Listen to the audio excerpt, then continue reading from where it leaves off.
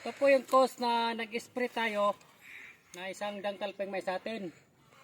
Paulan na kasi natin.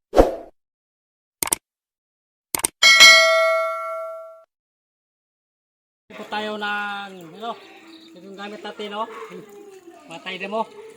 Isang lata nito mga kaibigan.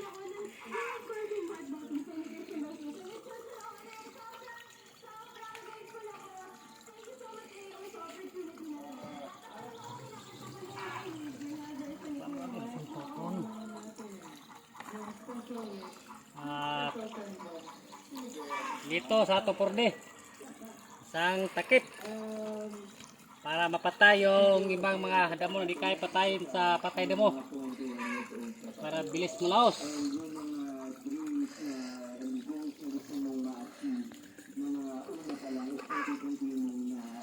At maglagay po tayo ng abono, ammonium sulfate. Ito po ay nagpenetrate sa dahon ng damo na mabilis mamatay kasi mainit po yung abono at nagbigay din ng pataba sa lupa.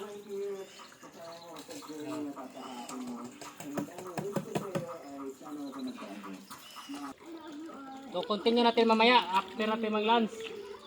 Continue natin mag-spray mamaya after lunch.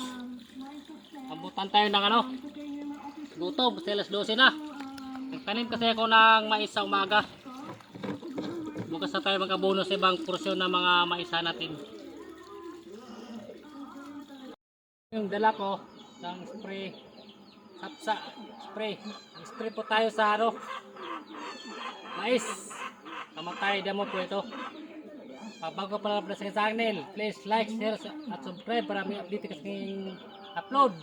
Maraming salamat sa nag-share sa vlog. Sa ngayon wala pa tayo may tulong sa inyo mga kaibigan. Kung hinihingan na ma-success, tulong nyo, makashare dito sa inyo.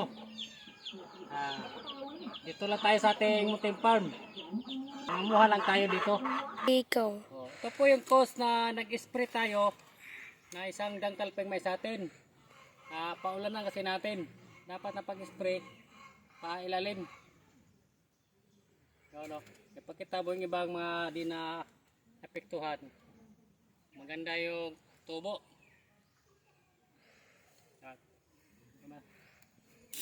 Itong ganitong stage, pwede na ito abunuhan. Dapat mag-spray tayo. Ganun nakataas ang mais. Pag ganito kasi may mga porsyon kasi na mapatay yung may ilong dahon. After natin mag-spray, apply tayo ng abono. Yun. Punta tayo sa isang area na taga-tuhod na siya. Mag-Tagalog lang tayo na Bisaya sa Sinagol itong salita. Mga porsyon ay tapos sa ito na taniman. Kung lang mag-isa magtanim nito, ang lawak nito, ang karya mahigit. Araw-araw po tayo nagtanim. So yung mga dalang, time management lang ginagawa natin kasi nag-abono pa tayo at saka sa tanim. Tayo tapos. Pag taga-tuhod na ni siya, ma-apply na, mag-spray na tayo. Wala doon sa ubos. Pakita ko sa inyo na gano'n na pwede isprayhan. Saka sikan, abono na tayo doon. Go.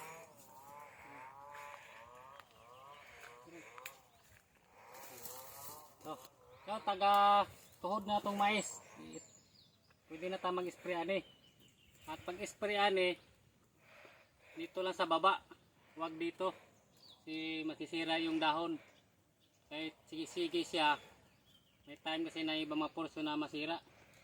Ito ay prutas to, durian. Durian, mangga. Nilagyan natin ng sako para nag-spray tayo ng patay damo. Hindi siya mamatay. Kinabukasan na natin ito tanggalin yung sako. Pakita ko sa inyo ang pag-spray. Ilalim. Kita mo. Dito. Yan, lalim lang. Step na tayo.